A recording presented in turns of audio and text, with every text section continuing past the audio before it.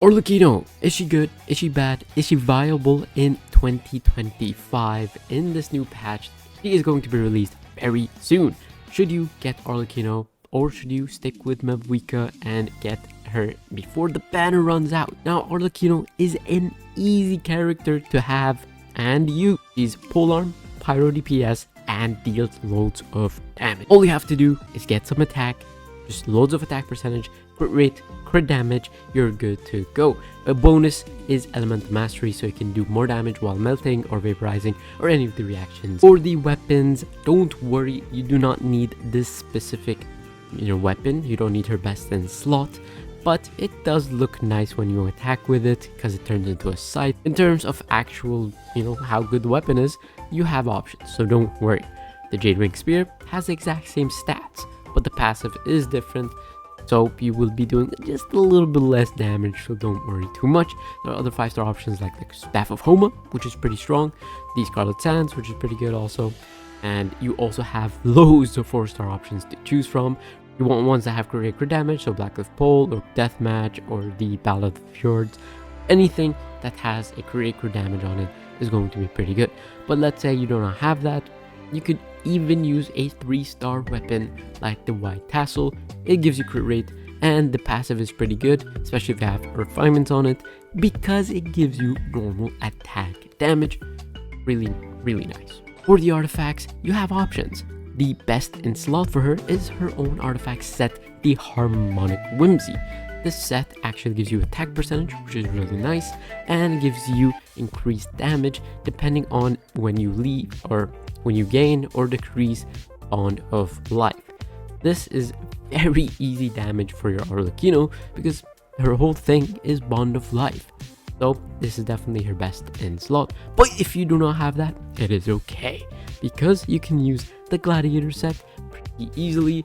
Gives you attack percentage just like Harmonic Whimsy, and then you get increase in normal attack damage if you are a sword, polearm, or claymore.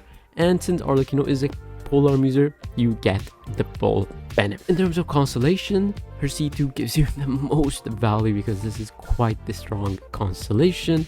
But if you do not have C2, just stick with C0 and she'll be just fine. She does not need constellations to be strong. For the talents, oh boy, all you need is the normal attack damage or the normal attacks. This is where most of your damage comes from, so don't you worry.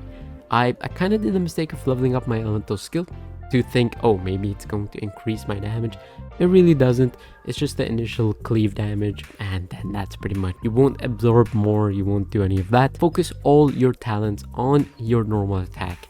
That's where you get most of your damage from. Now, the burst is nice to also level up, because when you do level it up, you gain a lot more skill damage, but that is pretty much it. You do not increase the amount of HP that you restore, so that's kind of unfortunate, but hey, it's still pretty good to get the nice amount of skill damage from it. Other than that, you're good. And you heal. This is how you heal, so you want to have this at least leveled up a little bit to be worth it. But in order for you guys to understand how her talents work, you need to understand what she does. So you're going to use your elemental skill, and what this does is apply something called a Blood Debt Directive. Now, you don't necessarily need to know all that. All you need to know is that she applies a red debuff on the enemy, and once you use your charge attacks, you gain something from that debuff. The debuff is removed, and instead you gain something called a Bond of Life. The Bond of Life gives you increased damage, and in turn, once you use any normal attacks, you take away some of that Bond of Life, and your damage kind of decreases. So your first hit is always going to be your strongest.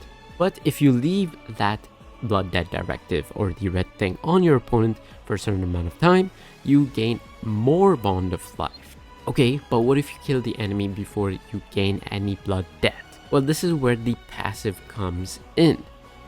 Arlecchino makes it so whenever an enemy is defeated, while they have the blood debt on them, you gain the Bond of Life anyway. So whether you kill your opponent or wait a little bit longer and then use your charge attacks to get more Bond of Life, it's the same amount and is pretty good. The only thing making killing the opponent a little bit worse is that you can't go over 130% bond of life. But if you have already a certain amount of bond of life and you reapplied your elemental skill and then you left and then came back and then you charge attacks and you gain the bond of life again, you can surpass the 130% of bond of life, making it a little bit more worth than just waiting on the opponent to die and then gaining the bond of life in that way. Another passive is that she gains elemental resistance and physical resistance based off of how much attack that exceeds 100. You can get 20% this way. This is really nice and a good quality of life passive. And this is the big one. You gain 40% pyro damage bonus for free and can be healed through Pale Moon Rising, which is her burst. You get 40% free damage or pyro damage bonus and you cannot heal, which is kind of unfortunate, but you can heal using your burst, and that's where the amount of HP restored based on your bond of life comes in. So the more bond of life you have, the more you heal.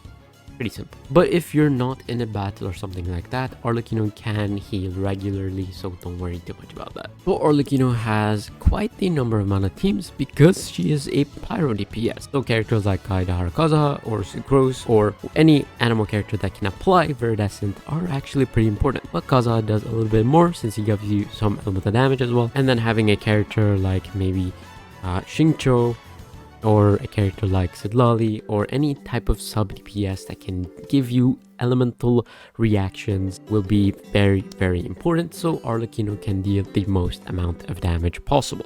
And Bennett seems to be the best quote-unquote support for her because he gives attack bonus, and that is very important for her damage and it makes her deal a lot of damage, and she doesn't heal from it. So what you don't want for support is a character that does any sort of healing, like Jean, Kokumi, Barbara, whoever it is that does any healing. You won't really get the benefit of the heal because Arlecchino cannot heal in battle. Although she does get a certain amount of resistance, it might not be enough, so having a character like Zhongli or maybe even Setlali is actually pretty important, so you could actually save yourself from dying.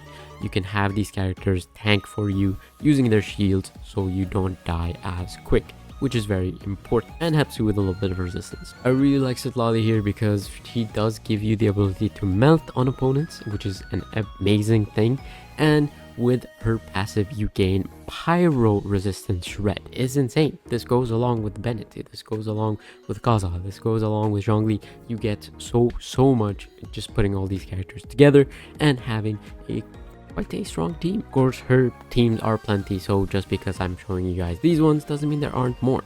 You could use teams with Emily, Nahida, and Zhongli. You can make quite a burning team right there, or Emily and whoever, so you can have a virgin team.